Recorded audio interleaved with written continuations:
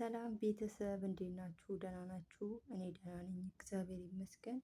ዛሬ አንድ ቪዲዮ ይዤ ወደ እናንተ መጥቻለሁ። ቤተሰብ የሆናችሁ ወላጅ የሆናችሁ ሴቶች ልጆች የምታሳድጉ ይህንን ቪዲዮ በደንብ አዳምጡት፣ በደንብ ትማሩበታላችሁ።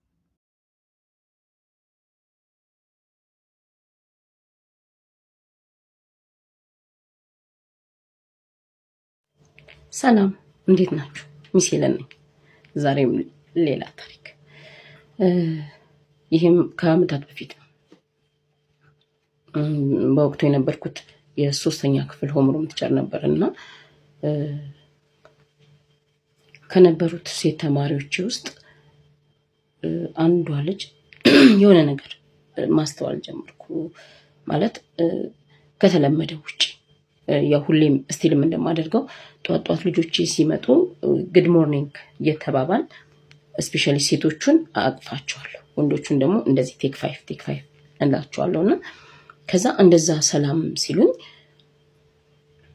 የሆነ ቀን እያለፈ የሆነ ልብሷ ላይ የሆነ ደስ የማይል ሽታ አለ።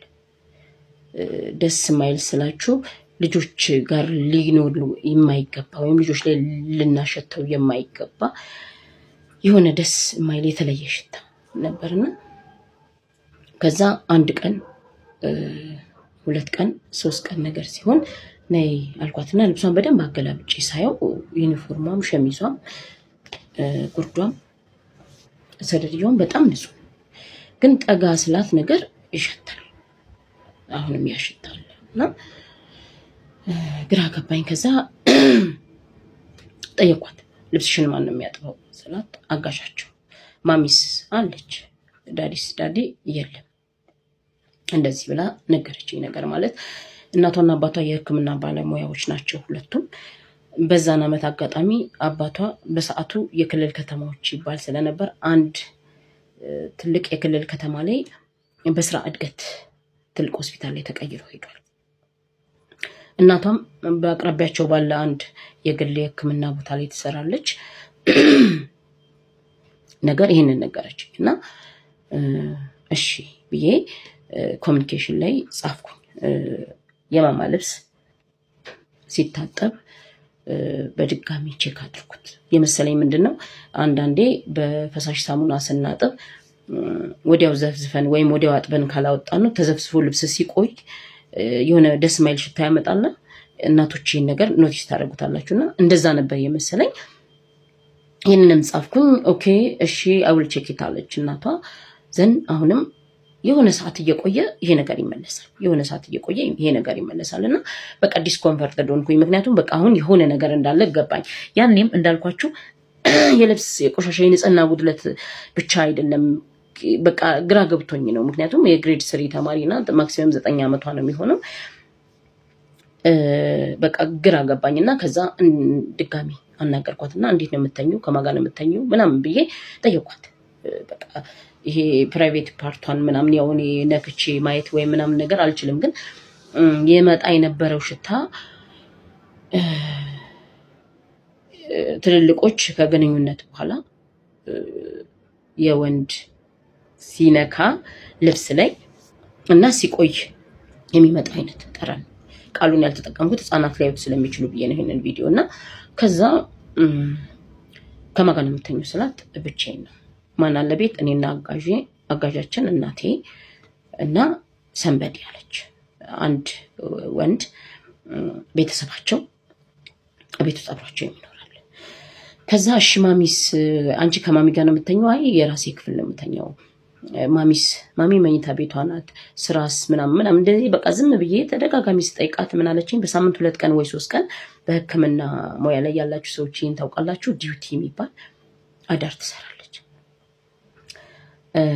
ስለዚህ አሁን ትንሽ የሆነ ፍንጭ ነገር ያገኘው አይነት ስለመሰለኝ ከእናቷ ጋር ማውራት ፈለኩ።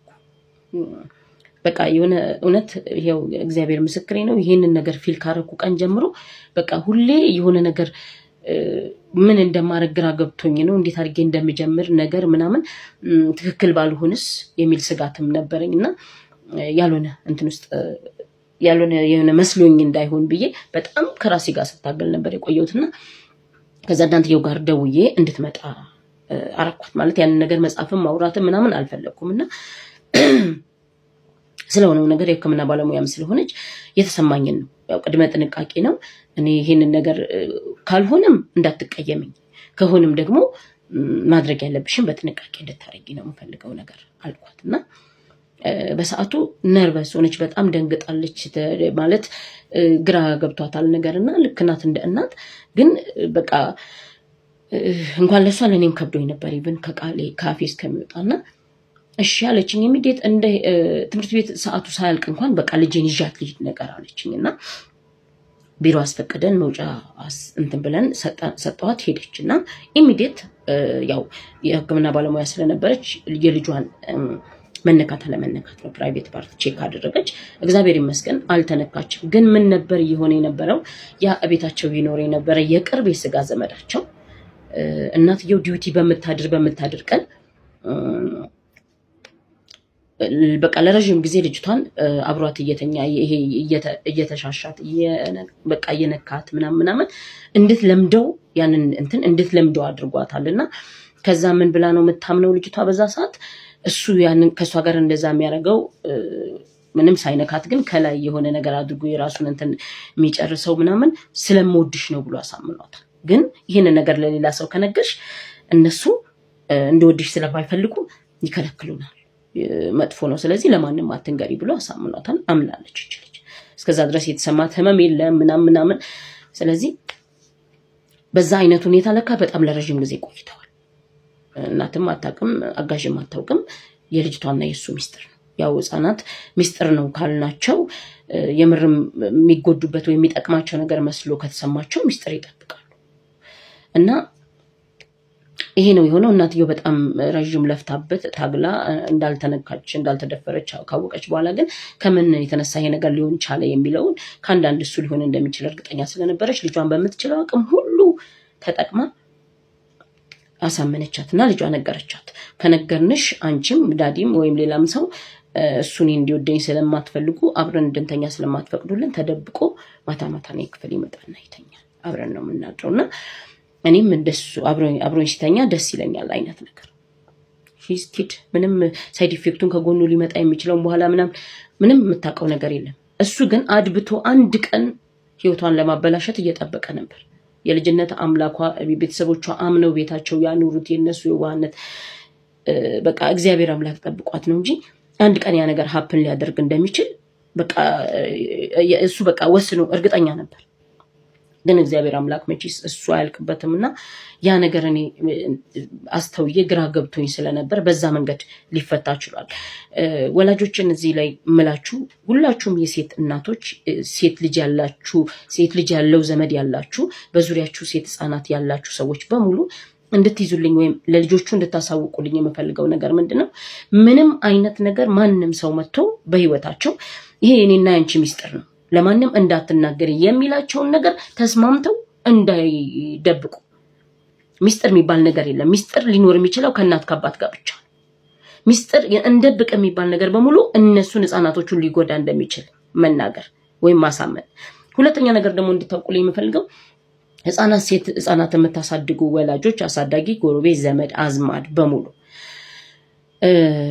ምናልባት ያም ሰው እኛ ኤክስፖዠሩን ከሰጠ ነው የኛ ጥንቃቄ ጉድለት ካለ የወላጆች ክትትል ማነስ እንዳለ ካወቀ እድሜ ሊሆን ይችላል የሚገፋፋው፣ መጠጥ ሊሆን ይችላል የሚገፋፋው፣ ምንም ይሁን ልምምድ ሊሆን ይችላል የሚገፋፋውና የልጆቹ የህፃናቶች ህይወት እንዳይበላሽ ቤተሰቦችም ወላጆች አሳዳጊዎችም ከፍተኛ ጥንቃቄ ከአይናችሁ ሳታጠፉ ከፍተኛ ጥንቃቄ አድርጋችሁ ሴት ልጆቻችሁን በተቻለ መጠን ከእንደዚህ አይነት ጥቃት እንድትከላከሉ ሁልጊዜም አተኩራችሁ እንድታስቡ ለማሳሰብ እወዳለሁ። እወዳችኋለሁ። መልካም ቀን።